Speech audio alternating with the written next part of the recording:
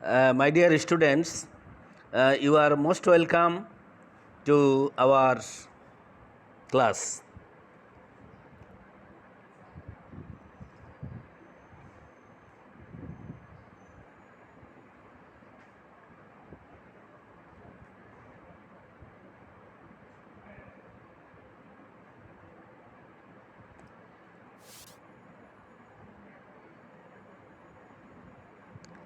My dear students, you are most welcome to our English class. Today I will discuss with you about some important rules of grammar. তোমরা স্ক্রিনে দেখতে পাচ্ছ নিশ্চয়ই, এবং তোমরা খাতা কলম নিয়ে বসো। স্ক্রিনে তোমরা দেখতে পাচ্ছ, প্রত্যেকে খাতা কলম নিয়ে বসো। আমরা এখনই শুরু করব। প্রথম থেকে টাইম কিল করলে আমরা পরে আর সময় পাবো না। আচ্ছা, তাহলে আমরা শুরু করে দিলাম। উপরে সবাই লিখে নাও, rules of right form of verbs. Rules of right form of verbs and completing sentence. দুইটা একত্রে, rules of right form of verbs and completing sentence. সবাই লিখতেছো অলরেডি, তাহলে আমরা শুরু করে দিলাম। রুল 1, কোনো সেন্টেন্সের মধ্যে টু বি অথবা হ্যাভিং যদি থাকে, তাহলে মূল ভার্বের পাস্ট পার্টিসিপল ফর্ম বসবে। পরবর্তী মূল ভার্ব ব্র্যাকেটে যেটা থাকবে সেটার পাস্ট পার্টিসিপল ফর্ম হবে। যদি কেউ না বুঝতে পারো আমাকে জিজ্ঞাসা করতে হবে কিন্তু। আবার শোনো, কোনো সেন্টেন্সের মধ্যে টু বি ব্র্যাকেটের বাহিরে যদি টু বি থাকে অথবা যদি হ্যাভিং থাকে, তাহলে পরবর্তী ব্র্যাকেটের মূল ভার্ব পাস্ট পার্টিসিপল ফর্ম হবে। দেখো বুঝতে পারছো কি না, কার মনে নাই? সাথে সাথে প্রশ্ন করো। তোমরা প্রশ্ন করতে চাও না, এটা খুব খারাপ। অনেকে না বুঝলেও জিজ্ঞাসা করে না। আমার সাথে কিন্তু পড়াশোনা নিয়ে তোমরা ফ্রিলি কথা বলবা। পড়াশোনার ব্যাপারে আমি তোমাদের সাথে খুবই আন্তরিক। নিজের বাবা মা যেভাবে সাথে বাবা মায়ের সাথে যেভাবে তোমরা ফ্রি থাকো, আমিও পড়াশোনার ব্যাপারে তোমাদের কাছে অত্যন্ত ফ্রি। কিন্তু নিয়মকানুনের ব্যাপারে আমি খুব কড়া। কিন্তু পড়াশোনা শিখতে চাইলে আমাকে যে কোনো সময় ফোন করা যাবে, বিরক্ত করা যাবে, তাতে আমি বিরক্ত হই না। আমার নিজের ছেলে মেয়েদের ক্ষেত্রেও তাই। যে কোনো সময় আমি ঘুমাচ্ছি, আমি বলছি ঘুম থেকে উঠিয়ে তুমি একটা জিনিস বুঝো নাই, আমাকে ঘুম থেকে উঠিয়ে জিজ্ঞাসা করতে হবে।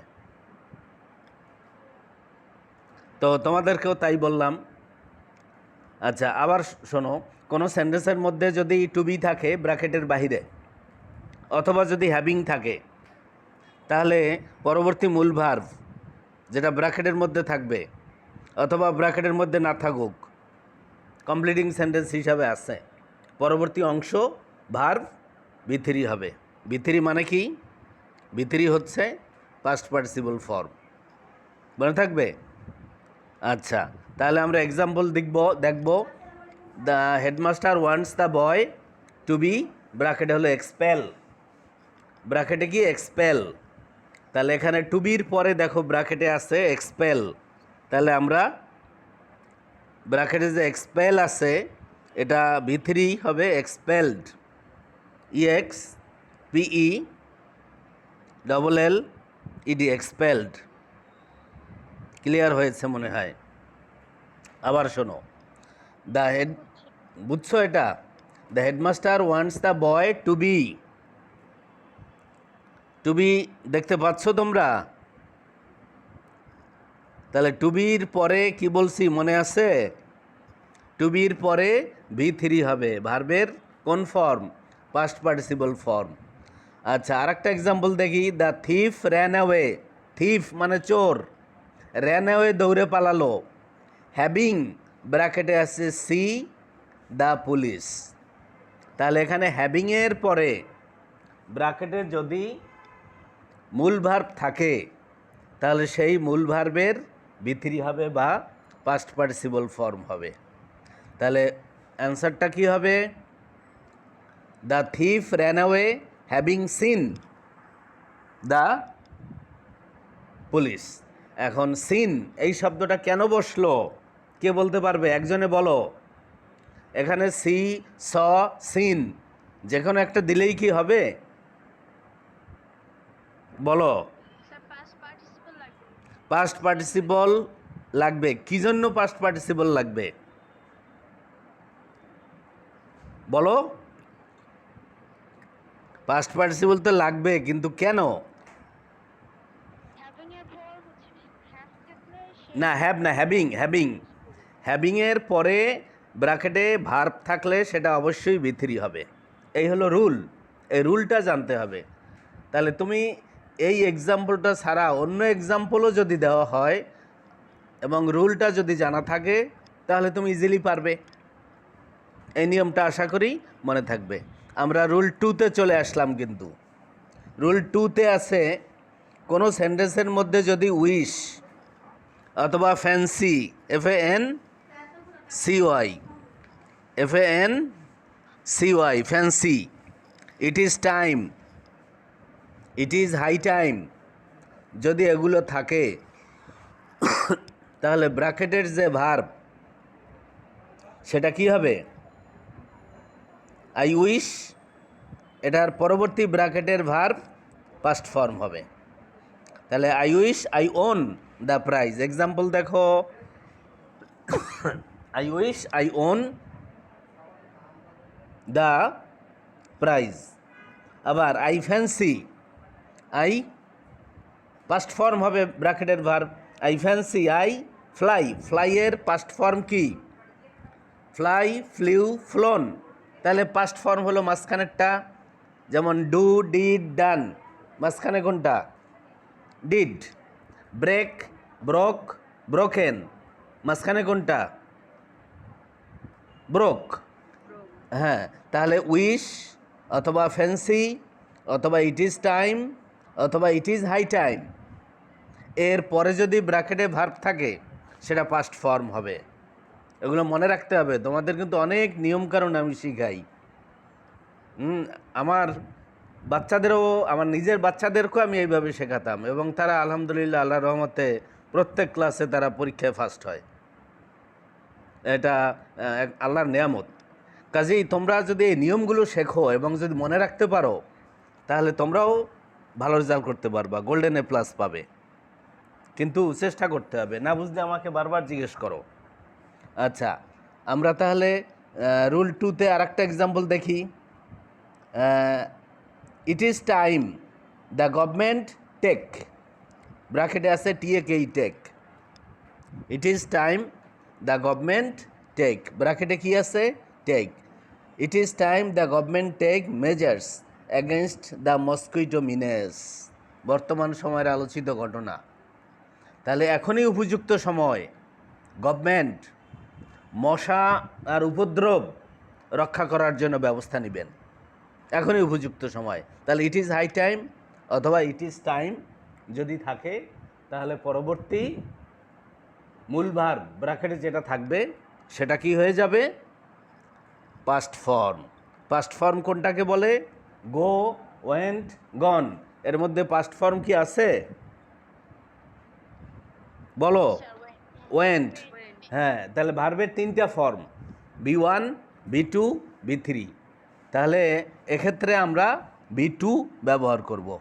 তাহলে দেখো, it is time the government took, ব্র্যাকেটে আছে টুক, এবং এটা তোমরা যখন খাতায় লিখবে তখন টুক এটা আন্ডারলাইন করে দিবে। অথবা তোমার তো 10টা বা 5টা লিখতে হবে, ABCDE, 5টা ব্র্যাকেটে যে শব্দটা ওটার সঠিক রূপ তুমি লিখে দিলা, পুরো লাইন না লিখলেও চলবে। আমরা 3 নম্বরে চলে আসব। 3 নম্বরেরটা হচ্ছে ক্যান নট হেল্প। এটা কিন্তু আগেও বলেছি। এখন দেখা যায় অনেক স্টুডেন্ট বারবার বললেও মনে রাখতে পারে না, কিন্তু মনে রাখার চেষ্টা করতে হবে। বাসায় বেশিরভাগ টাইম তোমরা পড়াশোনা নিয়ে কাটাও, বেশিরভাগ টাইম যদি পড়াশোনা নিয়ে কাটাও, তোমার মস্তিষ্কের অনেকখানি স্পেস এই পড়াশোনা নিয়েই থাকবে। আর যদি মোবাইল নিয়ে কাটাও, তাহলে মস্তিষ্কের সেই অংশটা, পড়াশোনার স্পেসটা, পড়াশোনা নিয়ে যেটা ব্যস্ত থাকতো, সেই স্পেসে কম্পিউটার, ল্যাপটপ, মোবাইল, ফেসবুক এগুলো দখল করে রাখবে। সেক্ষেত্রে পড়া মনে থাকবে না। এটা হলো সেই বিজ্ঞানীদের কথা। তাহলে আমরা বললাম can not help, could not help, with a view to, look forward to, would you mind, to be use to, past, অথবা ফিল লাইক, মাইন্ড, ওর্থ। এই যে শব্দগুলো বললাম, তোমরা স্ক্রিনশট নিয়ে নাও। এই শব্দগুলো যদি থাকে, তাহলে পরবর্তী ব্র্যাকেটে যে ভার্ব থাকবে সেটার সাথে আইএনজি যোগ হবে। মোস্ট ইম্পর্টেন্ট নিয়ম এটা। আবার শোনো, কোনো সেন্টেন্সের মধ্যে can not help, could not help, with a view to, look forward to, would you mind, to be use to, past, অথবা ফিল লাইক, মাইন্ড, ওর্থ, এগুলো যদি থাকে, তাহলে পরবর্তী ব্র্যাকেটের যে মূল ভার্ব থাকবে তার সাথে আইএনজি যোগ হবে। এটা কমপ্লিটিং সেন্টেন্স হিসাবেও আসতে পারে। যেমন আমরা প্রথম একটা এক্সাম্পল দেখি, I go to the market with a view two, তারপরে ড্যাশ দিয়ে দিল। এখন তোমার যদি নিয়মটা জানা থাকে উইথ এ ভিউ টু, এরপরে এমন একটা ভার্ব ইউজ করতে হবে যার সাথে আইএনজি যোগ হবে, এবং প্রথম অংশের সাথে মিল রেখে দ্বিতীয় অংশ আমাকে বানাতে হবে। I go to the market with a view two. এখন মনে করো তারপরে ড্যাশ আছে, with a view two buying a shirt দিতে পারো। I go to the market with a view two buying a bag. আমি একটা ব্যাগ কেনার জন্য মার্কেটে যাচ্ছি। তাহলে এখানে কি লেখা আছে? I go to market with a view to sing people. See ব্র্যাকেটে আছে সি, এটার সাথে আইএনজি যোগ হবে, সিং পিপল।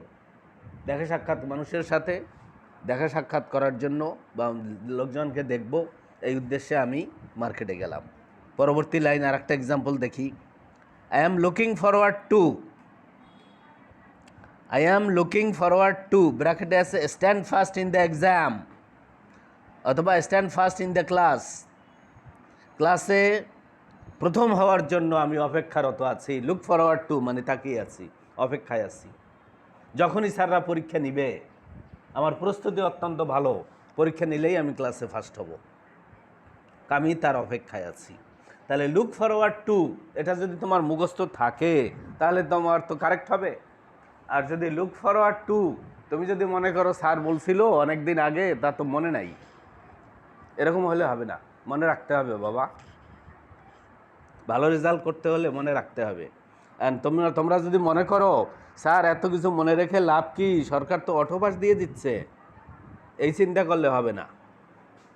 এবছর তো পরীক্ষা হবে, এসএসসি পরীক্ষার প্রশ্নপত্র অলরেডি প্রত্যেক ডিস্ট্রিক্টে চলে গেছে, প্রত্যেক স্কুলে চলে গেছে। আর ইন্টারমিডিয়েট তোমাদের আগের ব্যাচের যারা, তাদের প্রশ্নপত্র অলরেডি এখন বিজি প্রেসে তৈরি হচ্ছে। তোমাদের সময় হয়তো পুরোটা পরীক্ষা হবে। আর পরীক্ষাটা হোক অথবা অটোপাস দেখ, বিশ্ববিদ্যালয় পরীক্ষার জন্য, তোমার মেডিকেলের জন্য, ইঞ্জিনিয়ারিংয়ের জন্য সেখানে কোনো অটো ভর্তির সুযোগ নাই। সেখানে পরীক্ষা দিয়া তোমাকে টিকতে হবে।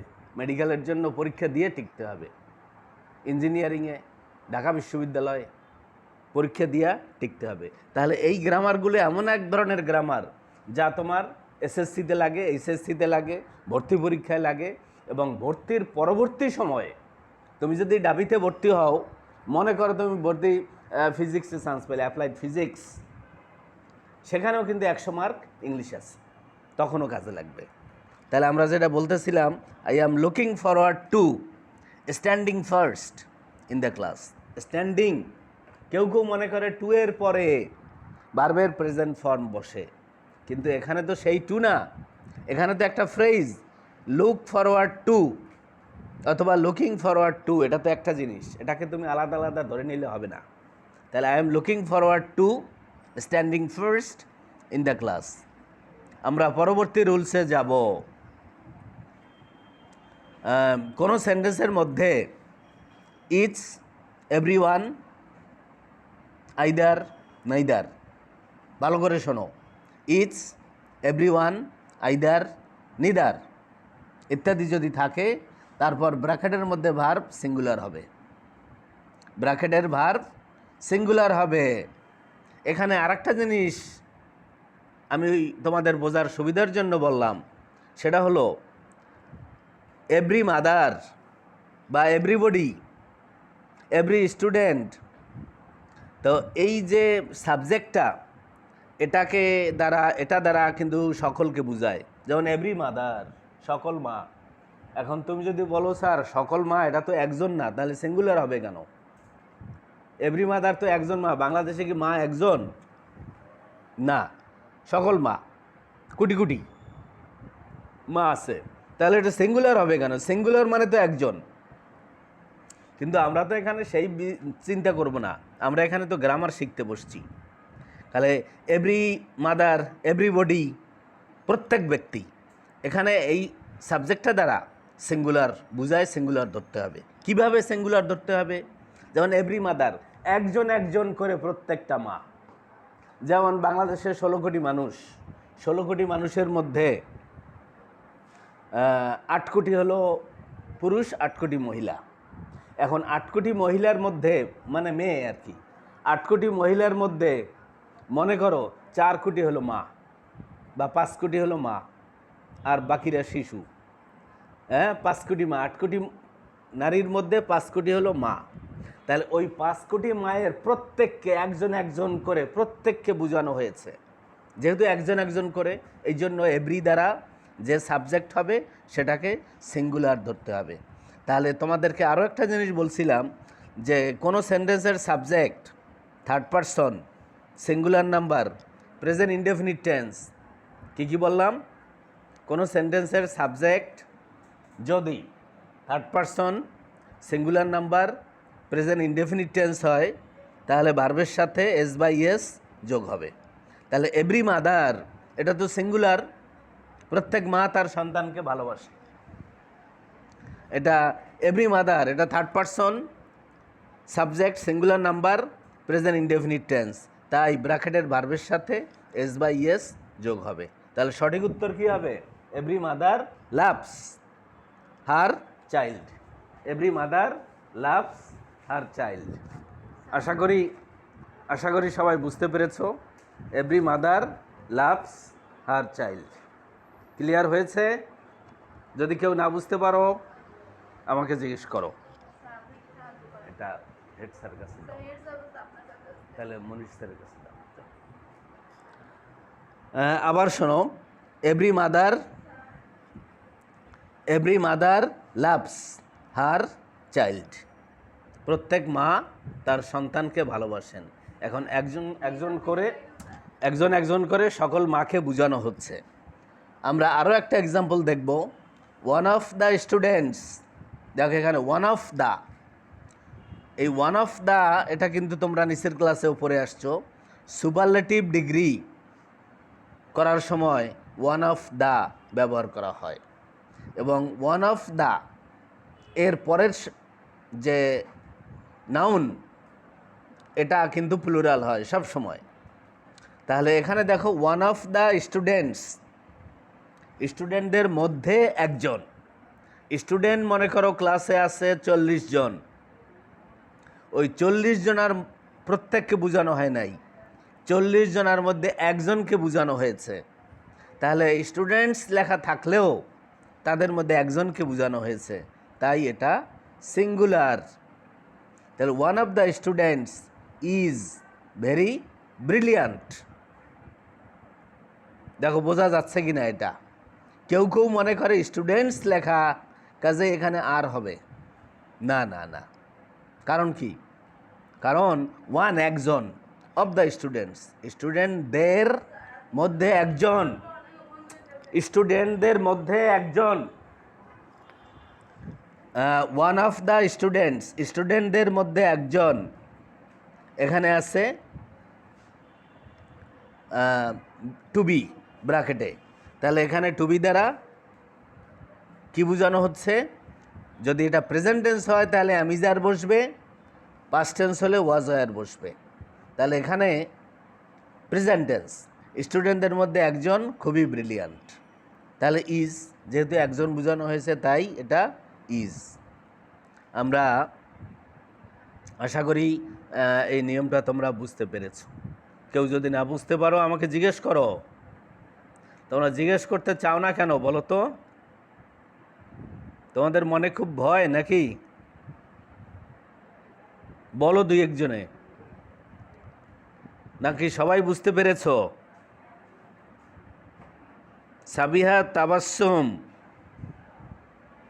বুঝতে পেরেছো কি না? আচ্ছা, বুঝতে না পারলে জিজ্ঞাসা করবা। তোমরা কিছু কথাই বলো না, তাহলে আমি বুঝবো কেমনে? আমি কার সাথে ক্লাস নিচ্ছি? টেবিল চেয়ারের সাথে না স্টুডেন্টদের সাথে? আচ্ছা, আমরা পরবর্তী লাইনে যাই, পরবর্তী নিয়মে যাই। কোনো সেন্টেন্সের মধ্যে যদি অ্যাজ ইফ অথবা অ্যাজ দো অথবা উইশ থাকে তাহলে টু বি এর সঙ্গে ওয়ার বসে, টু বি এর স্থানে ওয়ার বসে। মনে থাকবে? টু বি এর স্থানে ওয়ার বসবে, মনে থাকবে? এখন যদি বলো প্রেজেন্ট টেন্স যদি হয়, হ্যাঁ, তাহলে ওয়ার বসবে। আবার শোনো, কোনো সেন্টেন্সের মধ্যে যদি অ্যাজ ইফ, দুইটা আলাদা না কিন্তু, অ্যাজ ইফ একটা ফ্রেজ, অথবা অ্যাজ দো অথবা উইশ যদি থাকে তাহলে ব্র্যাকেটের যে টু বি সেখানে ওয়ার বসবে। আর সেন্টেন্সটা লক্ষ্য করো, প্রথম অংশ কিন্তু আছে প্রেজেন্ট টেন্স, প্রথম অংশ আছে প্রেজেন্ট টেন্স থাকতে হবে। তাহলে he speaks as if he were the owner of the farm. এখানে অ্যাজ ইফ মানে কি? অ্যাজ ইফ বা অ্যাজ দো মানে কি? যেন। হি স্পিক্স, সে কথা বলতেছে, অ্যাজ ইফ যেন, এমনভাবে কথা বলতেছে যেন he were the owner of the firm, সে এই কোম্পানির মালিক। মনে করো তুমি একটা অফিসে গেলা, একটা স্কুলে গেলা বা একটা কলেজে গেলা, কোনো স্যাররা আসে নাই, কলেজের একজন কেরানি আসছে, সে এমন ভাব ধরলো যে সে কলেজের প্রিন্সিপাল বা সে স্কুলের হেডমাস্টার। তাহলে যেন, সে যেন স্কুলের হেডমাস্টার অথবা সে যেন কলেজের প্রিন্সিপাল, এইরকম অর্থ বোঝানোর জন্য অ্যাজ ইফ বা অ্যাজ দো বসে। তাহলে হি স্পিক্স প্রেজেন্ট টেন্স কিন্তু, as if he were the owner of the farm. আচ্ছা, আমরা এটা বুঝতে পেরেছি। আমরা পরবর্তী নিয়মে যাব। কেউ যদি না বুঝতে পারো আমাকে কিন্তু অবশ্যই জিজ্ঞাসা করবে। পরবর্তী রুলে আছে, কোনো সেন্টেন্সের মধ্যে যদি মোডাল অক্সিলারি থাকে, মোডাল অক্সিলারি, এবং সেটা যদি অ্যাক্টিভ ভয়েসে থাকে তাহলে সেই মোডাল অক্সিলারির পরে ভার্বের প্রেজেন্ট ফর্ম বা বি ওয়ান বসবে। এটা একজনে বলো, বুঝতে পারছো কি না? কেউ পারবা বলতে? মোডাল অক্সিলারি কি কি? Can, could, shall, should, will, would, may, might, must, এগুলোকে বলা হয় মোডাল অক্সিলারি। মনে থাকবে?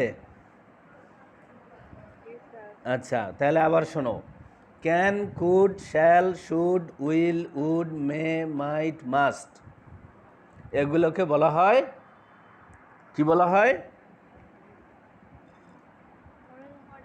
হ্যাঁ, মোডাল অক্সিলারি। হ্যাঁ, নাজমুন নাহার, এত দেরি করে আসছো? নাজমুন নাহার, নাজমুন নাহার বলো, মডেল অক্সিলারি কোনগুলো? অন্তত দুই তিনটা বলো। নাজমুন নাহার, শুনতে পাচ্ছ?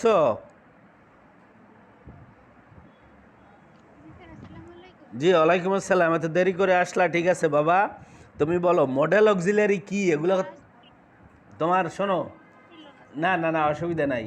এখন মডাল অক্সিলারি এগুলো কি তুমি জানো এ সম্পর্কে? হ্যাঁ বা না বলো।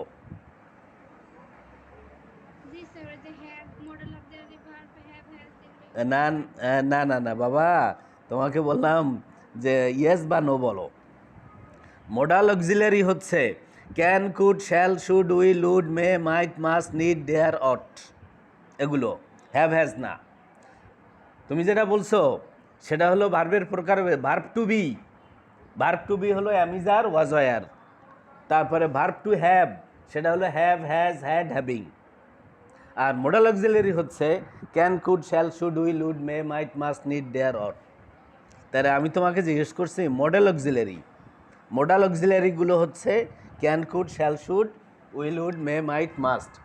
এগুলোর পরে যদি ব্র্যাকেটে ভার্ব থাকে এবং সেটা যদি অ্যাক্টিভ ভয়েস হয়, আমাদের টাইম কিন্তু আর 10 মিনিট আছে, সেটা যদি অ্যাক্টিভ ভয়েস হয় তাহলে এই মডেল অক্সিলারির পরে ভার্বের প্রেজেন্ট ফর্ম বসবে।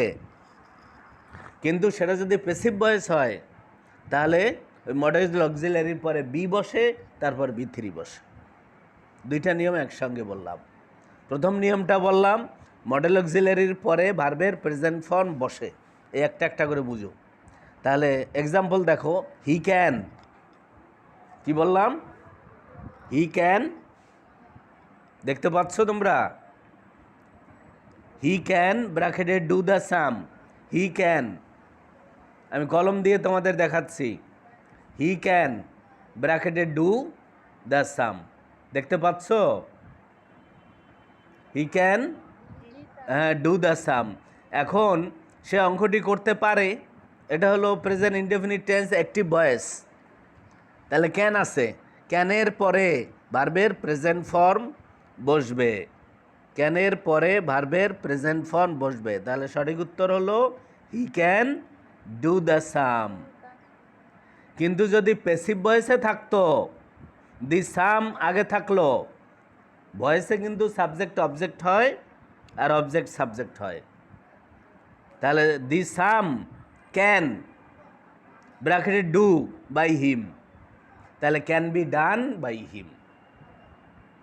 আমরা একটাই শিখি, মডেল অক্সিলারির পরে ভার্বের প্রেজেন্ট ফর্ম বসে। আমরা পরবর্তী নিয়মে যাব। পরবর্তী নিয়ম, তোমরা ন্যারেশন করেছো নিচের ক্লাস থেকে, ক্লাস 8-এ করেছো, 9-এ করেছো, 10-এ করেছো, এখন ফার্স্ট ইয়ারে বসে করছো। এই ন্যারেশনে কিন্তু দুইটা অংশ থাকে। কি কি? একটা ডিরেক্ট ন্যারেশন আর একটা ইনডিরেক্ট ন্যারেশন। তারপরেও ডিরেক্ট ন্যারেশনের আবার দুইটা অংশ থাকে। সেটা কি? একটা হলো রিপোর্টিং ভার্ব আর একটা রিপোর্টেড স্পিচ। এটা কি জানা আছে না? লকডাউনে আর অটো পাসে অনেকেই ভুলে গেছে। এক নম্বর হলো 1.5 বছর লকডাউন, আর একটা হলো অটো পাস। এর ফলে অনেকেই ভুলে গেছে। আচ্ছা, ন্যারেশনের বলছি প্রাথমিকভাবে দুইটা অংশ, একটা হলো ডাইরেক্ট ন্যারেশন, ইনডাইরেক্ট ন্যারেশন। আবার ডাইরেক্ট ন্যারেশন যেটা, সেটারও দুইটা অংশ। প্রথম অংশকে বলা হয় রিপোর্টিং ভার্ব, দ্বিতীয় অংশকে বলা হয় রিপোর্টেড স্পিচ। এখন রিপোর্টিং ভার্ব যদি পাস্ট টেন্সে থাকে, এই যে আমি কলম দিয়ে দেখাচ্ছি, রিপোর্টিং ভার্ব যদি পাস্ট টেন্সে থাকে তাহলে রিপোর্টেড স্পিচ এর ভার্বও পাস্ট টেন্সে পরিণত হবে, করতে হবে। পরিণত হবে মানে তোমাদের করতে হবে। তাহলে এখানে দেখো, হি সেড দ্যাট, হি ব্র্যাকেটে বি ইল। এখানে বি ব্র্যাকেটে বি, তোমাদের একটু আগেই বলেছি বি মানে to be, verb to be মানে হলো অ্যামিজার, ওয়াজ, ওয়ার। এখন প্রেজেন্ট টেন্স হলে অ্যামিজার এই তিনটার একটা, পাস্ট টেন্স হলে ওয়াজ, ওয়ার এই তিনটার একটা। এখন যেহেতু প্রথম অংশ, এটার নাম হচ্ছে রিপোর্টিং ভার্ব। রিপোর্টিং ভার্ব যদি পাস্ট টেন্সে থাকে তাহলে রিপোর্টেড স্পিচ এর টেন্স পরিবর্তন হবে, তার মানে পাস্ট টেন্স অবশ্যই। তাহলে বি, এটার পাস্ট টেন্স হলো হি এর সাথে ওয়াজ, ওয়ার, কোনটা বসবে? হি এর সাথে, এখানে আছে হি, কে বলতে পারবা হি এর সাথে ওয়াজ বসবে না ওয়ার বসবে? ওয়াজ। হ্যাঁ, আস্তে আস্তে বলো, কেন জোরে বলো? হ্যাঁ, he said that he was ill, he said that he was ill. মনে থাকবে? আচ্ছা, এবার আমরা পরবর্তী নিয়মে যাব। টাইম কিন্তু অনেক হয়ে গেছে আমাদের, টাইম অনেক হয়ে গেছে। আচ্ছা, পরবর্তী নিয়মে যাই। এটা করেই শেষ, এটাই লাস্ট। আচ্ছা, অক্সিলারি ভার্ব হলো টু বি। টু বি মানে হলো অ্যামিজার ওয়াজ এর আগেই বলেছি, একটু আগেই বললাম। অ্যামিজার ওয়াজ এর থাকলে প্যাসিভ ভয়েসের ক্ষেত্রে পরবর্তী ব্র্যাকেটের ভার্ব পাস্ট পার্টিসিপল হবে। আবার শোনো, টু বি ভার্ব তার মানে অ্যামিজার ওয়াজ এর। এক্সাম্পলের দিকে তাকাও, আমি কলম দিয়ে দেখাচ্ছি। দি বয়, তারপরে একটা টু বি ভার্ব আছে। দি বয়, তারপরে আছে অ্যামিজার ওয়াজ এর, এবং এই সেন্টেন্সটা প্যাসিভ ভয়েস। ছেলেটিকে স্কুলে পাঠানো হলো, তাহলে এটা প্যাসিভ ভয়েস। কার দ্বারা? মায়ের দ্বারা বা বাবার দ্বারা। তাহলে প্যাসিভ ভয়েস হলে অ্যামিজার ওয়াজ এর পরে ভিথিরি হবে। দি boy is Saint, SENT, Vythiri হবে। প্যাসিভ ভয়েস হলেই, শুধু এই নিয়মটা না, যে কোনো প্যাসিভ ভয়েস অবশ্যই মূল ভার্ব ভিথিরি হবে। তাহলে আমাদের এই পর্যন্ত শেষ। এই নিয়মগুলো অবশ্যই তোমরা দেখবে। আমরা পরবর্তী দিন আরও কিছু নিয়ম নিয়ে আলোচনা করব এবং এগুলো তোমাদের জিজ্ঞাসা করব। Until then, thank you very much. আসসালামু আলাইকুম।